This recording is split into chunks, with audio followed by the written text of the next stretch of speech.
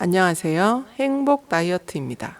서투른 관계 맺기로 상처받는 당신을 위한 아주 실용적이고 상냥한 관계 심리학 수업. 오늘 들려드릴 책은 상처받지 않는 관계의 비밀입니다. 지은이 최리나, 그림 연은미, 일러스트 천윤미입니다. 출판사는 미디어숲. 프롤로그. 관계의 상처를 치유하기 위해 알아야 할 건 지금 내 안에 있는 마음이다. 책에 대한 기대감을 부풀려 줄 확신을 늘어놓아야 하나 망설이다가 나답게 솔직하게 표현하련다. 인간관계에 관한 다른 책과 차별성이 있다면 2번의 평범치 않은 이혼과 3번의 결혼으로 굴곡 많은 인생을 살아온 한 심리 상담사가 집필했다는 점이다. 뻔하지 않게 전하고자 실제 상담 사례와 저자의 경험에서 얻은 성찰과 통찰을 고이 담았다. 검증된 관계 해소법도 다정하게 처방전으로 실었다. 내가 돌뿌리가 그득한 길을 걸어왔기에 부디 이 책을 집어든 당신만큼은 지혜롭게 관계를 맺고 고운 두 발을 간직하길 바란다. 상담 사례 이용에 동의해 주신 내담자분과 지인들, 원고를 쓰는 동안 배려해 준 남편 김 작가에게 감사와 사랑을 보낸다. 심리상담사 작가 최리나. 내가 이 책에서 찾은 주요 키워드는 사랑과 나다움이다. 사랑의 주체는 나이다. 나와 관계를 잘 맺어야 타인과도 지혜롭게 관계를 맺을 수 있다. 책 작업을 함께 하면서 나는 타인과 관계 맺는 방식과 그들의 심리를 들여다보게 되었고 사람을 이해하는 폭이 넓어졌다. 내 세계가 풍요로워지면 서로가 연결된 우리의 세계가 더욱 튼튼하고 아름다워질 것이라 믿는다. 여러분의 세계를 사랑과 따뜻함으로 채우는데 이 책이 도움이 되었으면 좋겠다. 작가 연은미. 이 책에는 여러 사람의 에피소드가 담겨 있다. 다양한 사례를 보며 나와 내게서 비롯된 모든 관계를 전부 다 객관적으로 들여다보게 되었다. 그리고 물음표로만 남았던 일을 처방전에 비추어 보며 놓쳤던 것을 깨달았다. 수많은 관계 속에서 어려웠을 나와 당신을 생각하며 각 파트, 마지막 한 줄과 함께한 그림에 내 마음을 담아본다. 이 책이 지금 그리고 앞으로 맺어갈 우리 관계의 건강한 처방이 되기를 진심으로 바란다. 작가 천윤미. 이 책은 3가지 챕터로 나누어져 있습니다. 챕터 1, 남 그리고 여. 사랑이라는 가면을 쓴 그들의 불안과 우울. 챕터 2, 가족이라는 아프고도 아련한 이름. 챕터 3, 각자의 색이 모여 새로운 조화를 만드는 사회라는 울타리입니다. 저는 챕터 2, 가족이라는 아프고도 아련한 이름의 일부를 읽어드리겠습니다. 돈이라는 불씨가 만든 불안한 부부관계. 돈 때문에 아웅다웅한 적이 없는 부부가 몇이나 될까? 돈은 적으면 적은 대로, 많으면 많은 대로 늘 갈등의 원인이 되곤 한다. 장례를 치러야 할 때도 돈이 부족하면 가족의 죽음보다 서러운 법이다. 그렇다면 우린 맨날 돈 때문에 싸워 라는 말에서 분쟁의 원인은 과연 정말 돈뿐인 걸까? 갈수록 희미해지는 사랑이라는 이름의 희생. 하루는 친구 영주가 아이들을 등원시키고 모닝커피를 마시러 왔다. 불그락 하는 그녀의 얼굴을 보니 한눈에 부부싸움을 했다는 걸 알 수 있었다. 야, 내가 집에서 노니? 애 학원비랑 식재료거리, 가끔 카페에 가서 커피 좀 마시는 거 말고 무슨 돈을 쓰겠니? 막말로 남편이 떼돈을 벌어서 남들처럼 쇼핑을 하러 다니는 것도 아니고 나는 뭐 놀고 싶어서 이러고 있는 줄 아나? 나도 돈 벌고 싶다고. 근데 애 키우느라 어느새 6년이 흘러서 받아주는 데가 없는 걸 어쩌라고. 애는 엄마가 키우는 게 낫지 않냐고 해서 그만둔 건데 지겨워. 맨날 돈 때문에 싸워. 하소연을 늘어놓는 영주의 눈가에 어느새 그렁그렁한 눈물이 맺혔다. 영주도 그리고 우리 모두도 아이를 낳고 벌어질 이 사태를 가늠하지 못했다. 참 기묘하지 않은가? 고귀한 생명 잉태와 양육이라는 대체 불가능한 역할이 불과 몇 년이 지나고 나면 수익 창출이라는 행위와 비교되면서 먼지처럼 그 가치가 희미해지니 말이다. 돈이 모든 행위의 목표이자 결과가 된 자본주의 사회는 양육자를 한시도 마음 편히 두지 않는다. 집안일과 육아, 돈으로 환산할 수 없는 무급 봉사직. 당신은 지금 집안일을 하며 아이를 키우는 배우자의 마음을 헤아려 주고 있는가? 당신은 집에서 일한 배우자를 배려하며 이런 말이라도 해본 적이 있는가? 여보, 오늘은 집안일에 아이까지 돌보느라 고생 많았어요. 단 한 번이라도 가사와 양육을 하는 배우자에게 따스한 말 한마디를 건넨 적이 있다면 상위 1% 안에 드는 훌륭한 배우자이다. 양육과 집안일이 또 하나의 업이라는 선진적 개념을 지니고 있으니 말이다. 가사와 육아를 병행하는 배우자는 실질적으로 가정의 월 평균 235만 원을 절약시켜주는 혁혁한 공을 세우는 존재이다. 하지만 눈에 보이는 금전적 소득이 없다는 이유로 양육자는 자칫 가계에 도움이 못 되고 있다는 불안에 빠지기 쉽다. 그러니 집안일을 하면서도 난 경제적으로 무용한 인간이 아닌가라는 괜한 불안감에 짓눌려 있을지 모르는 배우자에게 존중을 표하는 이는 분명 어질고 현명한 사람이다. 돈으로 시작된 부부 갈등의 진짜 원인. 자본주의 사회에서 생계 유지를 위한 돈은 무엇보다 중요하다. 그렇다면 정말 경제적 여유만 있으면 부부 갈등이 해결될까? 양육하던 사람이 다시 일터로 뛰어들어 돈만 많이 벌어오면 단란한 부부, 화목한 가정 생활이 될까? 경제적 문제로 인한 부부 갈등은 돈이 불씨가 되어 만든 불안이라는 감정에서 출발한다. 이 불안이라는 작은 불덩이는 평소 부부 간의 관계에 따라 작은 모닥불로 끝날 수도, 재앙을 낳는 화마로 번질 수도 있다.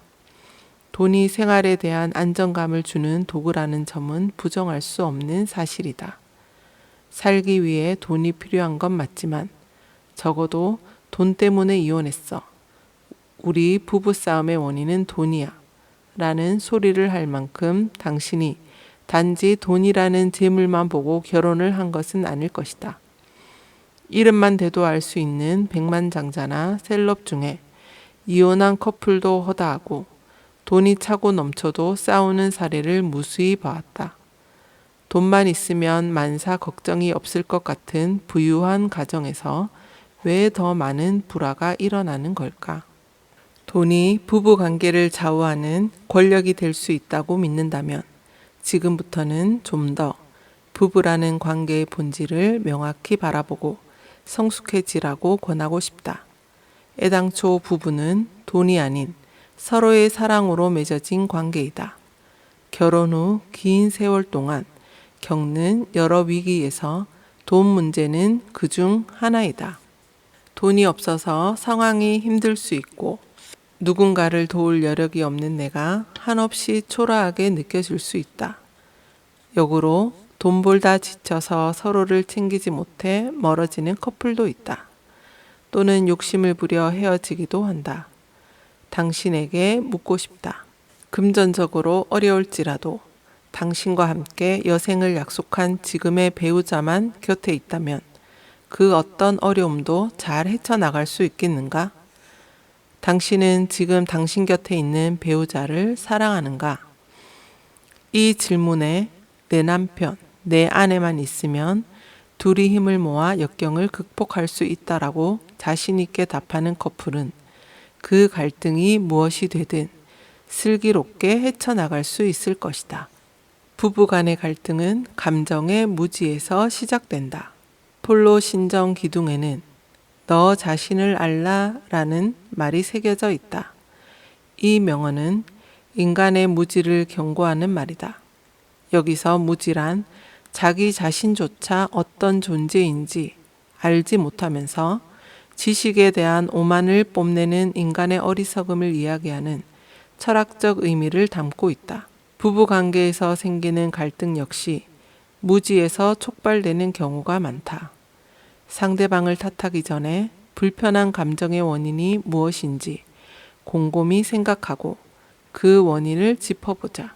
지레짐작으로 결론 짓지 말고 상대방과 대화부터 시도해본다. 인간의 불안은 자신의 내면이 어떤 상태인지 상대는 어떤 감정을 느끼고 있는지 모르기 때문에 시작된다. 현재 내가 배우자와의 갈등에서 느끼는 감정이 무엇인지, 어디에서 생긴 것인지 인지하는 것, 이것이 부부 관계를 슬기롭게 맺어가는 가장 중요한 실마리이다. 이는 무지에서 겸손으로, 누군가에게는 자기 성찰로, 어떤 이에게는 지혜로 향하는 길이자 궁극적으로는 행복한 부부 생활을 영위할 수 있게 안내해주는 나침반이다. 5가지 사랑의 언어의 저자이자 50년간 결혼 상담을 해온 심리 상담사 게리 체프만은 사람마다 고유한 사랑의 언어가 있으며 소통하려면 상대방의 사랑의 언어를 구사해야 한다라고 기술했다. 자기 중심적 사고가 아닌 상대방의 언어로 배우자와 소통하는 것, 부부관계에 있어 매우 중요하다. 상대방의 언어에는 그가 자란 문화와 환경이 배어 있기 때문이다. 관심 어린 시선으로 배우자를 바라보면 그의 언어가 선명히 보일 것이다. 이를테면 남편은 자신의 업적을 인정해주는 걸 부부간의 사랑이라고 여기는 사람인데 아내는 감정을 공감해주는 걸 사랑이라고 느낀다고 치자. 그러나 서로 배우자의 니즈나 가치관을 파악하지 못한 채 사랑을 준다면 둘 다 채워지지 않는 빈잔을 들고 허송세월을 살아가는 셈이다. 노력했는데 왜 그러냐 라고 따지기에 앞서 올바른 방향으로 노력해야 그 노력이 헛되지 않을 것이다. 부부 생활이란 내가 중요하다고 생각하는 걸 채워주는 것이 아니라 상대방이 원하는 것을 채워주는 것이다. 우리라는 이름을 가졌지만 나만 존재하는 가짜 가족. 나는 2번의 이혼 경험이 있다. 전혀 다른 성향을 지닌 2명의 배우자를 거치면서 인생과 나의 존재에 대해 깊이 성찰하게 되었다. 그런데 나뿐만이 아닌 여러 부부를 상담하며 발견한 것은 이혼한 부부에게는 공통점이 있다는 사실이다. 그들에겐 사랑보다 우선시하는 전제 조건이 있다. 바로 자기 자신이다. 자존심, 자기의 가치관, 자기 명예, 자기의 감정 등 한마디로 자기 중심적인 삶을 추구한다. 함께 사는 공간에서 나 위주의 삶을 추구하려고 하니 모든 상황에서 갈등을 빚고 불행해지는 건 어쩌면 당연한 결과다.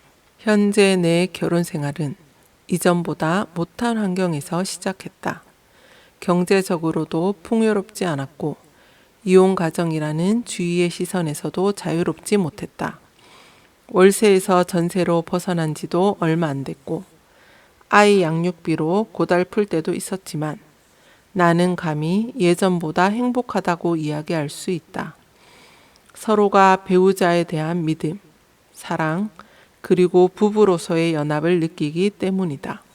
어떤 난관도 가볍게 넘어갈 수 있는 믿음과 연대감, 무엇보다 부부관계가 원활하기를 바란다면 돈 문제를 가지고 배우자를 탓하지 말아야 한다. 배우자를 탓해서 당신이 얻을 수 있는 게 무엇인가?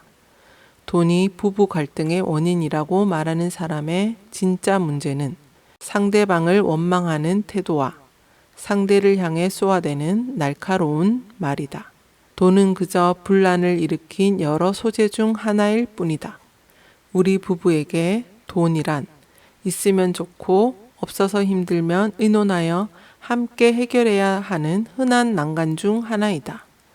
돈이 결혼 생활에 있어 절대적이거나 결정적 치명타를 남긴다거나 혹은 돈이 많다고 이를 자랑하고 내세울 만한 장점으로 여기지도 않는다.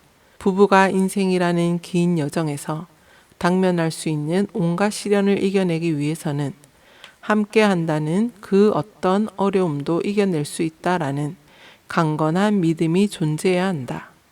그리고 연합된 믿음은 자연스레 소통과 연대감을 이끈다. 서로 좋은 일이 있을 때 함께 기뻐하는 것보다 중요한 것은 공경에 처할 때 서로를 비난하지 않는 것이다. 이를 위해 우리 부부는 평소 존댓말을 사용한다.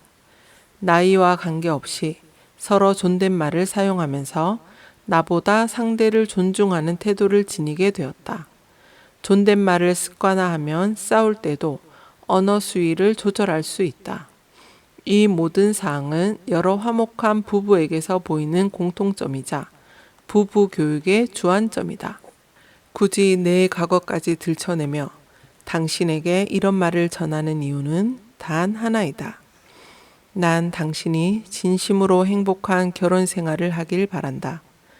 원인이 있음에도 모른 척하거나 진실을 외면하고 노력하지 않는다면 그 어떤 배우자를 만나도 똑같은 인생이 당신을 기다릴 뿐이다. 애먼 자존심을 세워 부부관계를 망가뜨리는 원인이 나로부터 싹트질 않길 바란다. 부부라는 관계에서 필요한 건 연합과 믿음, 그리고 상대방의 관심이다. 이를 키워간다면 당신도 남부럽지 않은 부부관계를 만들 수 있다. 40이 넘어 달라진 나처럼 말이다. 부부간의 갈등 처방법, 마음을 알아가는 존중대화법 실천하기. 평소 배우자의 언행, 습관, 관심사를 주의 깊게 관찰하며 상대를 알아간다. 생각보다 서로의 속 깊은 생각은 잘 모르는 경우가 많다. 대화에도 적시가 존재한다.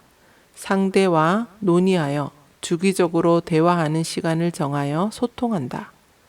좋은 대화를 위해서는 환경도 조성되어야 한다. 정기적인 둘만의 외출 혹은 조용한 시간에 대화한다. 대화 시 핸드폰은 멀리 두고 대화에 집중한다. 평소 부부끼리 존댓말을 쓰는 것을 강력히 추천한다. 대화가 단절된 지 오래되었다면 부부 상담을 권한다. 전문가의 도움이 필요한 부부가 실제로 매우 많다. 경계선이 사라진 아슬아슬한 부모-자녀 관계. 엄마가 딸아이 방을 대대적으로 정리정돈을 해놓았다. 엄마에게는 그저 지저분한 방을 대청소한 흔하디 흔한 일상일 뿐이지만 격동의 사춘기를 겪는 15살 아이에게는 마치 자신만의 영역을 도둑맞은 기분이다. 그러니 고마워하지는 못할 망정 원망 섞인 목소리로 언성만 높아질 뿐이다. 우리 모두 사춘기 시절 방 청소 문제로 부모님과 실랑이를 한 경험이 있을 것이다. 왜 부모와 자식이 애증의 관계로 서로 못 잡아먹어 안달인 걸까?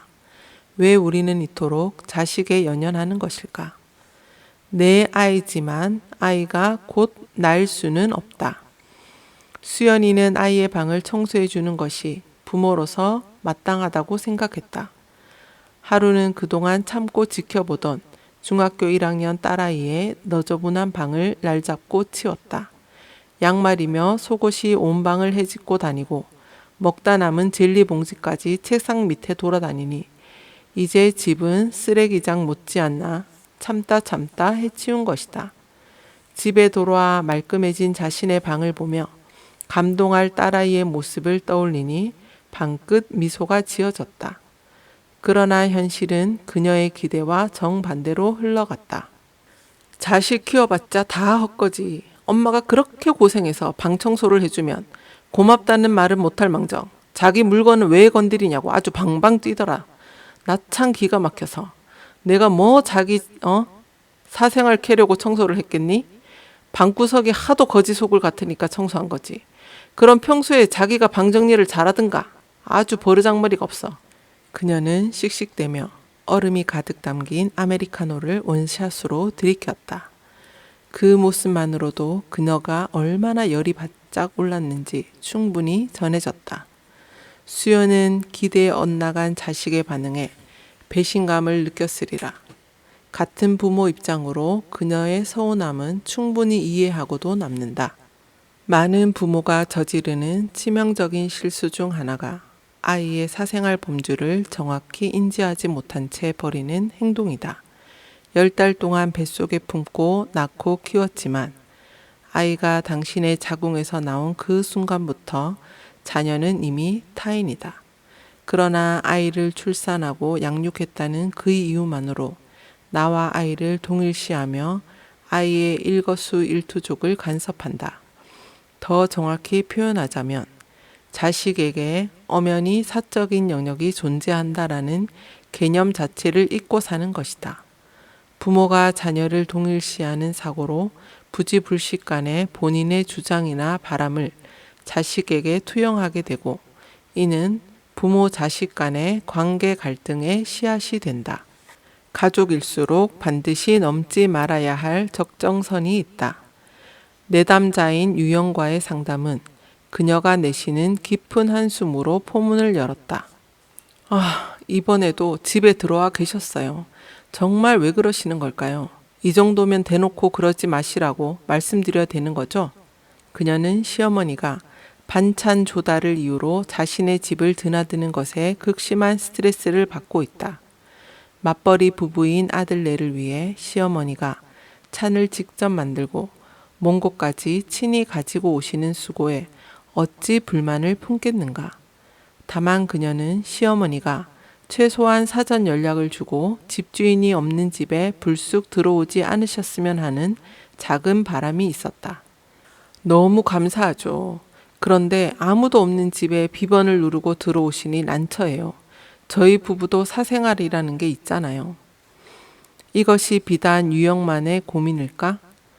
누군가는 친정 부모 또는 형제, 자매에게 생겨버린 여러 형태의 선을 넘는 문제로 인해 고통받고 있다. 그러나 정작 머리가 지끈거리는 고민을 안겨준 당사자는 자신이 뭘 잘못했는지 인지하지 못하기에 갈등은 깊어만 간다. 널 위해라는 피켓을 앞세우고 자신이 하고자 하는 행위를 마음대로 하는 건 너와 나라는 관계에서 선을 넘는 행동들이다. 이는 마치 내게는 아들네 집이라는 놀이공원에서 이용할 자유이용권이 있으니 내 마음대로 너희 영역을 여기저기 둘러보겠다는 횡포와 같다. 자유이용권은 차라리 놀이공원에 돈이라도 벌어주지만 이런 식의 자유이용은 이용권을 팔 생각조차 없는 사람의 인생에 함부로 들어와 자기 마음대로 휘젓는 격이니 얼마나 불편부당한 상황이란 말인가. 진정 상대방을 위한다면 널 위한다는 그럴듯한 명목 아래 감춰 있는 나 중심 사고에서 상대를 존중하는 사고로 바꿔야 한다. 가족일지라도 서로 인생을 분리하고 존중해야 하는 것이다. 특히 동양 사회에서는 가족 구성원과 자신을 동일시하는 경향이 강하다. 서양의 한 연구조사에서도 한국인의 가족에는 그 어떤 나라보다 유독 끈끈하다는 결과가 나왔다. 어려서부터 물고 빨고 살을 비비며 키운 자식에 대한 애정, 부모에 대한 애착이 상대적으로 서양에 비해 강하다는 것이다. 여기에 어려서부터 혈연 관계에 특별한 의미를 부여하는 피는 물보다 진하다와 같은 정서를 지니며 자란 한국인에게 가족이 일반적인 관계보다 농도 짙은 의미를 갖게 되는 건 자연스러운 결과이다. 물론 장점도 있겠지만 도가 지나쳐 가족의 일에 내 일처럼 지나치게 몰입되는 모습을 종종 보게 된다. 요즘도 부모 자식 간에는 감정과 사고의 분리가 여전히 어려워 보인다. 우리의 가족 관계에서 적절한 개인주의가 필요하다. 가족 간에 일어나는 동일시를 분리하고 개개인의 의사와 취향을 존중해주는 정신과 행동이 절실하다. 소유욕을 부르는 인간의 유대감을 경계하라. 한국 드라마에 유독 자주 나오는 대사가 있다. 반항하는 자식을 향해 부모가 던지는 내가 널 어떻게 키웠는데 라는 말이다. 마치 다른 부모보다 유난히 특별한 정성을 들여 키운 것처럼 말을 한다. 세상에 나 같은 부모 없다는 듯이. 자식을 낳으면 양육은 자연스레 따라오는 일이다. 하지만 내 인생 희생해 가며 키웠으니 그에 대한 보답으로 자식이 자신이 원하는 인생을 살아주기를 바란다면 이는 잘못돼도 한참 잘못된 사고방식이다. 이보다는 내 품을 벗어난 자식이 더 멋진 곳으로 날아오를 수 있게 응원하는 것이 현명한 태도다. 이제는 자신을 돌아보며 오롯이 나를 위한 시간을 가져야 한다. 그리고 나 자신에게 이렇게 묻자. 자식이 원하는 것이 아닌 내가 원하는 바를 자식에게 요구하는 건 아닌지, 또한 내가 바라는 것이 자녀의 진정한 바람인지 말이다. 정신과 의사인 문요한 작가는 저서 관계를 잃는 시간에서 관계에서 경계선이 모호해질 때 상대에 대한 연결감이 강해진다고 말한다. 그리고 이 연결감이 커짐과 동시에 인간의 본성인 상대방에 대한 소유욕 역시 거대해짐을 경고한다. 그렇기에 가장 내밀하면서도 가장 큰 상처를 주는 관계가 바로 가족인 것이다. 가족 간일수록 너는 너, 나는 나라는 서로의 경계선을 지켜야 한다. 이는 가족과 나를 분리하여 타인으로서 인정하는 것을 의미한다. 당신은 나의 가족을 얼마나 존중하며 지내는가? 가족이 나의 의견과 다를 때 함부로 말하며 화를 내지는 않는지, 가족이라는 이유로 배려 없이 행동하지는 않는지, 혹은 자기 주장을 상대에게 내세우지 않는지, 우리 모두 돌아보았으면 한다. 모든 관계에 노력이 필요하지만 특히 가족 관계에는 가장 많은 배려와 섬세한 관찰이 필요하다. 사랑하는 내 가족이기 때문이다. 가족과의 갈등 처방법. 너는 너, 나는 나로 구분짓기. 내가 생각하는 것이 최선이고 가족을 위함이라는 생각을 내려놓는다. 부모나 손윗사람, 형제 자매인 경우 인생 선험자이니 무조건 자신이 옳다는 사고를 접어놓는다. 상대를 위한다며 행동하기에 앞서 반드시 가족 구성원 개인의 의사를 묻고 존중한다. 가족 일에 감정적으로 말하거나 행동하지 않는다. 너는 너이고 나는 나라는 경계선을 명심한다. 가족끼리 사랑하고 존중하되 서로의 인생은 분리한다. 지금까지 상처받지 않는 관계의 비밀이었습니다. 들어주셔서 감사합니다. 행복한 하루 되세요.